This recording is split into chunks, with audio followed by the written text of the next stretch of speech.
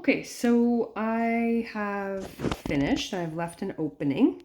And before I flip my pincushion right side out, I'm just going to trim off the corners, just as good measure. It just helps sort of to tuck your corners. Just be sure that you don't actually cut your stitching. And so sometimes you can't trim as much if you happen to go wide around your corner.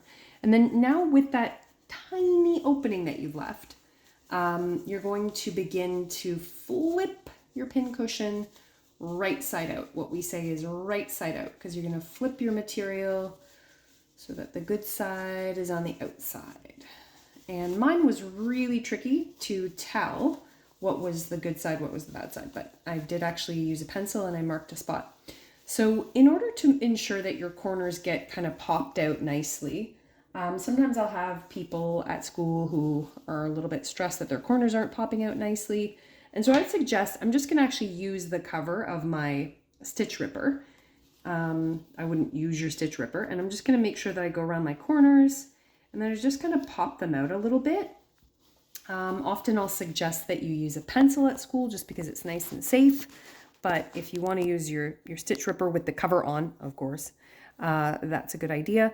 And you want to make sure that you're just not pulling, okay? You're not pushing, you're not pulling, because you're going to actually tear out some of your stitches. So I can go back in and try to do this corner. A little bit better job. Making sure there, it's a little bit better. Okay, and it's kind of like a little mini baby pillow, right? Which is the idea, because what we're going for is a pin cushion. So I'm going to grab some stuffing. I just happen to keep stuffing. So I've got some extra stuffing. And I'm just going to stuff it like really, really gently, nice and slowly. Just a little bit of stuffing at a time. Our stuffing will likely be up near the front of the classroom and or in a designated area when you are doing this. And at school, we tend to use polyfill, but I'll kind of use whatever stuffing we have available for the purpose of making our pin cushions, because really it is just scrap fabric that's going inside your pin cushion and you won't see it. And yeah, it doesn't need to be pretty. So you can sort of gauge or discern how stuffed you want your pillow to be or not. I needed to grab just a wee bit more. And do take your time, because again, you want to make sure that all that sewing work that you've done using the sewing machine, that none of your stitches are coming out. And remember that you're learning. So this is really your first sewing machine project, or one of your first sewing machine projects, the mini pin cushion. And so don't take it to heart if it's not perfect. It's really just for you yourself to, number one, learn from, but also to use to put your pins in for your sewing projects in the future. So if you learned one thing successfully, then congratulations. So I'm just checking, the firmness of my pin cushion. I actually have a pin cushion that's pretty stuffed and one that's a little bit less stuffed. So you kind of just want to moderate so that it has enough stuffing in it that it's going to hold your pins nicely, but you don't want it to be too stuffed, because you are actually going to have to close it up by hand. These last few, if you are already a proficient sewing expert, you can try to use the machine, but I'm going to show people how to just, use some invisible stitches and just close this up by hand. I actually really enjoy sewing by hand. The machine is very efficient, of course, but I kind of find it a little bit relaxing just to sew by hand. I'll often sew and mend clothing and other items by hand. Okay, so I'm pretty sure that's enough. It's nicely stuffed. And so what I've done now is, you probably just saw me while I was talking, I just kind of made sure that I shoved that fabric down, and I just grasped the last open area of the pin cushion. And I want to actually grab a pin, and I want to actually pin that, because I'm going to begin to sew. Now, in an ideal world, you want to ensure always that your pins are not facing where you're going to begin sewing. So I'm going to begin sewing from the end. So I'm going to make sure that my pin cushion is inserted that way so that it's easy for me to pull out. I think, yes, I have several needles, and I'll try to use this one maybe because it appears to have a little bit of a bigger opening at the top, or hole at the top. I'm just going to grab my white thread. And I'm going to thread the needle and just make some invisible stitches. So I call them invisible stitches. I believe there is possibly another term, which I cannot for the life of me remember right now. So I always grab the end of my thread, and I'm going to make sure that I put that through. Great light helps you. So, you know, if you're going to use your cell phone for anything fabulous in class, make sure it is for your flashlight, because you can actually make sure that you're using your flashlight to help you thread your needle. You actually don't need a lot of thread for this, so I'm just going to do maybe about half an arm's length and tie that at the end.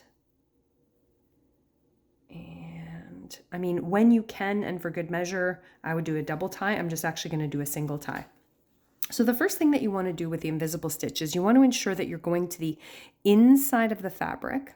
Okay, so I'm going to go to the inside of the fabric, needle facing my pin head, and I want to hide this first stitch on the inside because I don't want people to see, right, the tail or the end of my thread.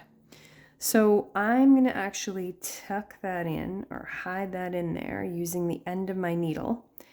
And then what I'm going to do to close this up is I'm going to alternate inserting my needle back and forth on either side of the seam.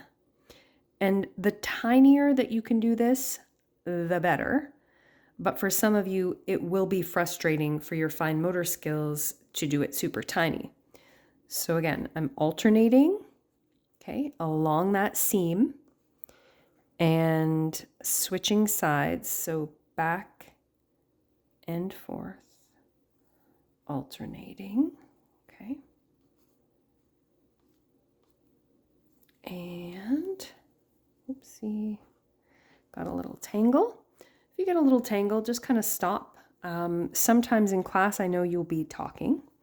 And when you're chatting and you're not looking, obviously there's a greater risk that you are going to poke your finger or to make a mistake. So just make sure that you are actually following along. I'm going to actually have to move this pin because it's kind of getting in my way.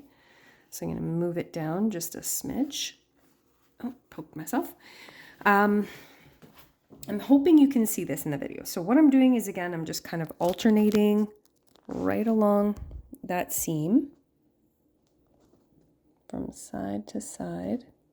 Sometimes it's tricky to get the needle in because especially if you're trying to make super tiny stitches, which hide really, really well, by the way.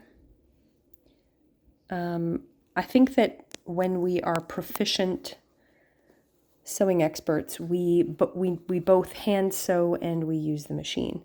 It lends itself really, really nicely. Sometimes, you know, for example, when you're putting a button on, yes, of course you can use the machine, but it's sometimes just learning how to do that is a lot trickier than just using your hands. And when we do little techniques like this, it's really good strategy for finishing up some projects that do require stuffing. So moving on down the line, looking at perhaps making as a final project, if you're thinking about making a sock monkey or a stuffed bunny, sock bunny, then you might want to actually, because of course those involve stuffing, you might want to learn this stitch. Okay, so I'm just going to keep going, and then I think you guys get it, and then we'll show you the final product.